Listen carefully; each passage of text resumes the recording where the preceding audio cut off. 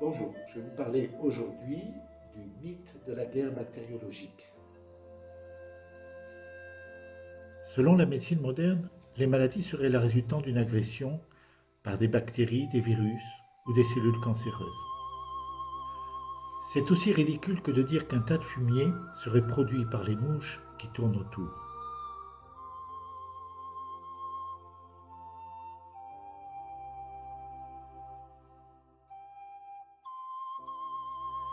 Nous devons cette croyance à M. Pasteur.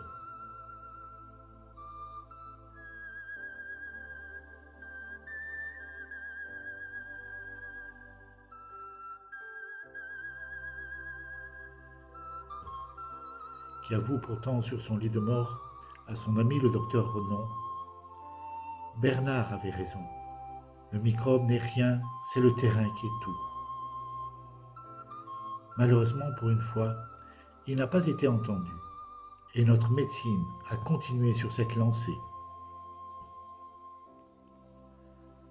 Les découvertes du professeur Antoine Béchamp sur les microzymas, ces ouvriers bâtisseurs de la vie que l'on prend habituellement pour des virus, et notre matériel de microscopie optique sur fond noir nous ont permis de confirmer qu'il n'en est rien.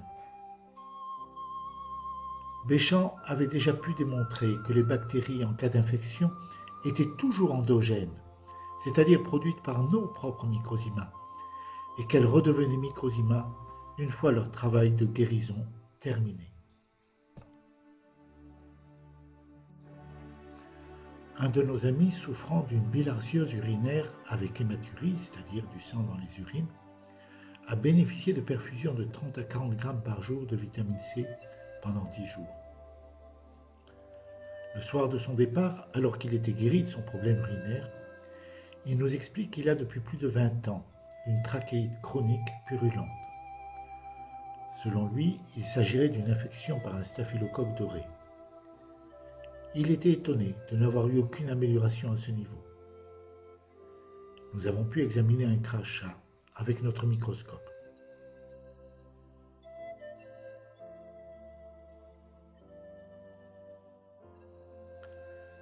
Comme vous pouvez le constater sur ce film, hormis les grains de mucus immobiles ici ou là, et quelques microzymas qui traversent le champ, des bactéries nombreuses, se tortillant comme des serpents, sont présentes dans ce crachat.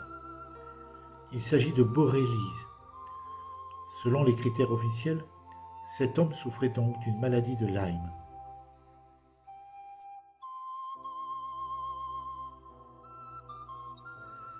« 24 heures plus tard, la lame étant restée sur le microscope, le spectacle qu'elle offrait était sidérant.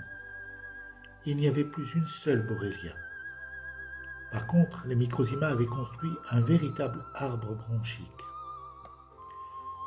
Il semble clair que la vitamine C intraveineuse a apporté au microzymas du sujet un potentiel d'évolution remarquable.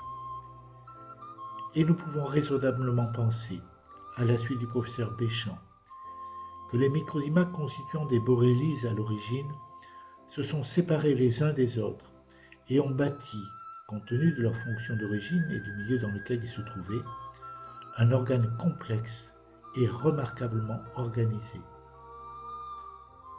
Voilà, tout ceci amène à dire qu'il est nécessaire de repenser toute la médecine moderne, de A à Z, parce qu'elle n'a pas de fondement scientifique objectif. Et nous devons travailler, et nous sommes prêts bien sûr à collaborer avec tous les scientifiques qui accepteraient de le faire, pour permettre donc de reconstruire une véritable science médicale à partir de bases vraiment sérieuses et de permettre ainsi à des malades d'aller vers leur guérison. Voilà. Par ailleurs, j'ai fait un résumé du livre de 990 pages du professeur Antoine Béchamp. Alors, il faut bien comprendre que ces 990 pages sont extrêmement intéressantes, mais elles relèvent essentiellement du contexte historique de l'époque et de ses polémiques avec M. Pasteur. Donc, j'ai élagué tout ça et j'ai réussi à faire un livre qui est vraiment centré sur tous les éléments rigoureusement scientifique sur les protocoles expérimentaux qu'il a utilisés et sur les résultats qu'il a obtenus. Donc ce livre est à votre disposition à l'Institut Paracelse. Il vous suffit de passer par notre site et vous pouvez le commander, ou bien vous pouvez bien sûr nous contacter directement. Je vous remercie et j'espère à bientôt.